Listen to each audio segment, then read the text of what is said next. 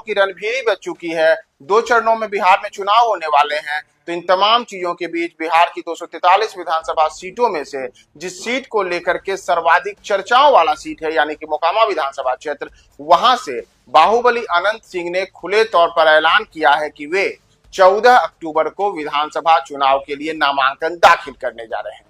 यानी कि भले ही एनडीए हो या महागठबंधन हो, उनकी ओर से अभी तक सीटों के बंटवारे को लेकर के कोई आधिकारिक घोषणा नहीं की गई है कि किस सीट पर कौन उम्मीदवार होगा।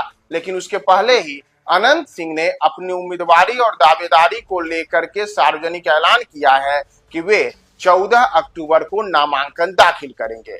दरअसल अनंत सिंह की ओर से जो उनके प्रतिनिधि बताए जाते हैं संजीत कुमार, उनकी ओर से लगातार जो अनंत सिंह की गतिविधियां होती हैं उस गतिविधियों की जानकारी दी जाती है।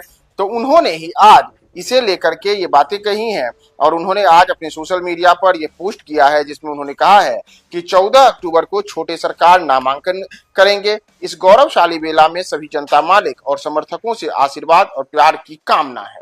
दरअसल आपको बताएं कि बिहार में जो चुनाव की घोषणा हुई है, जिस चुनाव की घोषणा को लेकर के जो तमाम तरीके की सियासी गतिविधियां हैं वह जारी हो चुकी हैं, उसमें अभी तक चाहे एनडीए हो या महागठबंधन हो, वह चाहे मोकामा की सीट हो या बिहार की कोई भी सीट हो, किसी भी सीट को लेकर के अभी तक उम्मीदवार के नाम की घोषणा नहीं की गई है। यानी कि दोनों ओर से चुप्पी साधी रखी गई है। इतना ही नहीं, जनसुराज की ओर से भी अभी चाहे मोकामा हो या कोई भी सीट हो, उस सीट को लेकर के अपने उम्मीदवारों का आधिकारिक ऐलान नहीं किया गया है। लेकिन उसके पहले ही अनंत सिंह ने अपनी उम्मीदवारी को लेकर के ऐलान कर दिया है कि वे फिर से चुनाव में ताल ठोकने के लिए तैयार हैं।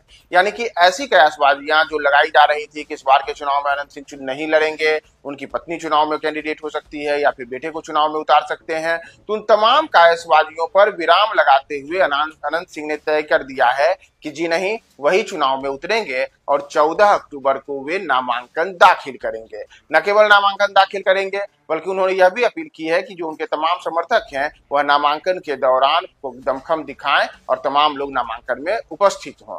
तो दरअसल आपको बताएं कि अनंत सिंह को लेकर के पिछले कुछ दिनों में कई किस्म की बातें आती रही। जैसे ये भी बातें आई कि वह एनडीए के प्रत्याशी होंगे या नहीं होंगे।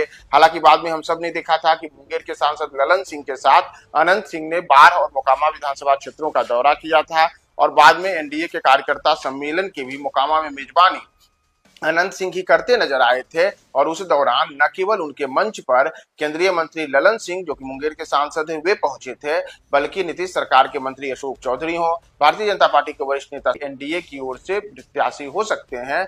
और करीब करीब उसी दिशा में अब कदम बढ़ाते हुए अनंत सिंह ने अपने नाम का ऐलान किया है कि वे 14 अक्टूबर को अपना नामांकन दाखिल करेंगे। तो जहां एक ओर अनंत सिंह के विरोध में वहां पर उनके प्रतिद्वंदी के तौर पर महागठबंधन से कौन कैंडिडेट होंगे, इसे लेकर के अभी तक महागठबंधन की ओर से कुछ भी पत्ता नहीं खोला जा रहा है, तो वहीं दूसरी ओर अपनी उम्मीदवारी को लेकर के अनंत सिंह ने सार्वजनिक ऐलान कर दिया है।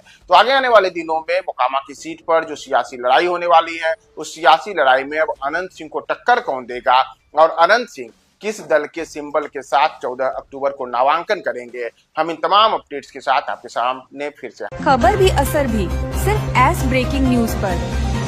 हम वही दिखाते हैं जो हकीकत हो, निर्भय और निडरता के साथ। आज ही चैनल को सब्सक्राइब करें। विज्ञापन देने के लिए संपर्क करें।